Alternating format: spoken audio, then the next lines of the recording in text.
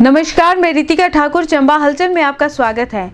इन दिनों प्रदेश मुख्यमंत्री चंबा दौरे पर है। इस दौरान मुख्यमंत्री जयराम ठाकुर द्वारा पिछले कल चंबा में 113 करोड़ की विभिन्न योजनाओं का शिलान्यास किया गया। वहीं वीरवार सुबह मुख्यमंत्री ने चंबा में प्रेस वार्ता कर कोरोना काल में सरकार द्वारा लिए गए निर्णयों के बारे में जानकारी दी। वहीं इस दौरान उन्होंने सभी से अपील करते हुए कहा कि सर्दियों के मौसम को देखते हुए ऐसा अनुमान लगाया जा रहा है कि इस दौरान कोरोना के मामले बढ़ने की आशंका है, अतः सभी इस समय विशेष ध्यान रखें और सभी नियमों का पालन करें ताकि कोरोना संकट से बचा जा सके। वहीं इस दौरान मुख्यमंत्री जयराम ठाकुर द्वारा 3 वर्ष के कार्यकाल में सरकार की उपलब्धियों बारे भी मीडिया को जानकारी दी गई। इस बीच में हमारा जब लॉकडाउन के दौरान लोगों के साथ हमारा आना जाना बाधित हो गया, फिर भी हमारा संवाद बना रहे, लोगों के साथ हमारी बातचीत होती रहे। उस दृष्टि से हमने हिमाचल प्रदेश में टेक्नोलॉजी का भरपूर इस्तेमाल किया और टेक्नोलॉजी का इस्तेमाल करते हुए लगभग जो डिप्टी कमिश्नर और एसपी के साथ जो और सीएमओ और उसके बाद मेडिकल सुपरिटेंडेंट्स और उसके बाद हमारे जो डॉक्टर जो लगे थे उनके साथ इंटरेक्शन हमारा बहुत ज़रूरी था और सारे महत्वपूर्ण विषयों पर जो हम चर्चा करते थे, निर्णय करते थे। तो 36 वीडियो कॉन्फ्रेंसेस हमने डिप्टी कमिश्नर और एसपी के साथ, और उसके साथ प्रदेश के लोगों के बीच में हम काम करते रहे।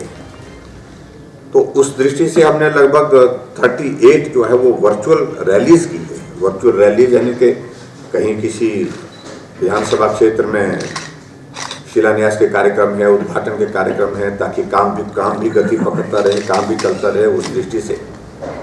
और उसके साथ हमारे जो है वो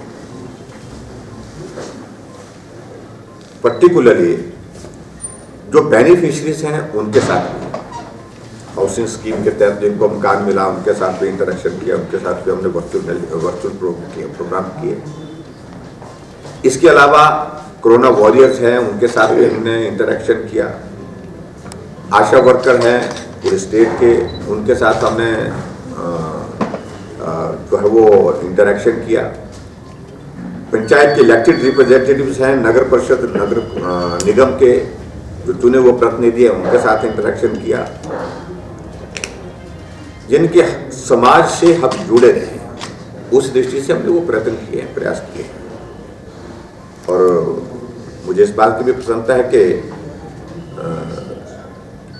बहुत बड़ी संख्या में लोग जो है उसमें आए भी, बहुत बड़ी संख्या में लोगों ने उस पर पार्टिसिपेट किया। ये मैं उस सारे क्योंकि एक गैप था जिसके कारण जो है वो हमारा आपस में इस तरह से मीडिया में उन सारी चीज़ों को आना था, वो सारी चीज़ें उस रूप में नहीं आई। लेकिन उसके बावजूद मैं इस बात का मैं जिक्र कर रहा हूँ कि हमने मैकेनिज्म कैसे डेवलप किया वो सारी चीज़ के लिए, तो उस दौरान की ये सारी चीज़ें उस पर रही हैं।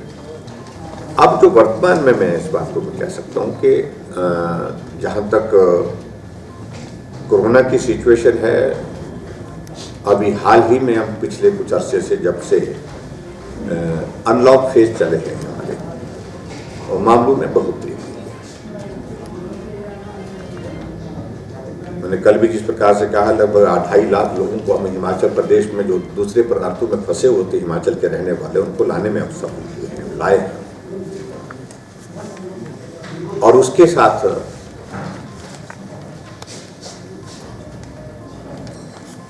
लॉकडाउन के दौरान हमने काफ़ी सख्ती की और उसका परिणाम अच्छा भी रहा उस दृष्टि से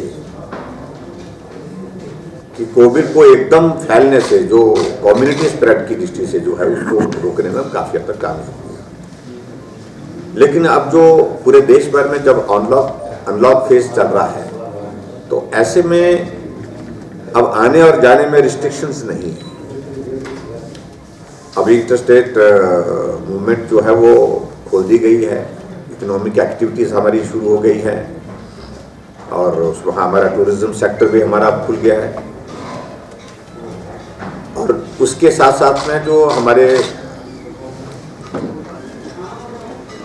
नेशनल डिजास्टर मैनेजमेंट एक्ट के अंतर्गत जो रिस्ट्रिक्शन है उनको भी रिलैक्स करने के बाद सोशल गैदरिंग्स में भी अब कुछ जगह जो है वो सोशल डिस्टेंसिंग के साथ जो है वो परमिशन होने के कारण मामलों में बढ़ोतरी हुई है। ये हमारे लिए थोड़ा चिंता का विषय है। और ये भी बात सच है कि अभी तक हमने जो अध्ययन किया है, जो हमने सारी चीज़ों को लेकर के जो जानकारी आप लोगों को भी मालूम है कि अभी इस कोरोना का अभी तक कुछ स्थायी समाधान नहीं निकला, ना दवाई के रूप में ना वैक्सीन के रूप में। ऐसी परिस्थिति में हमने एक ही बात को लेकर के बार बार कहा है कि भाई अभी तक भी सावधानियों की आवश्यकता है। इसलिए प्रधानमंत्री जी ने जिस प्रकार से एक अभियान अवेयरनेस की दृष्टि से पूरे देश में मास्क ऑफ इंडिया इस अभियान को कहा कि भाई मास्क के बिना नहीं, और मास्क के साथ साथ में फिर एक चीज़ और कही उनने कि 2 गज की दूरी बहुत ज़रूरी, और उसके साथ में एक चीज़ और जो कही उनने कि जब तक दवाई नहीं तब तक ढिलाई नहीं। ये सारी बातों को लेकर के एक अभियान के रूप में हम लोगों के बीच में बात करने की कोशिश कर रहे हैं।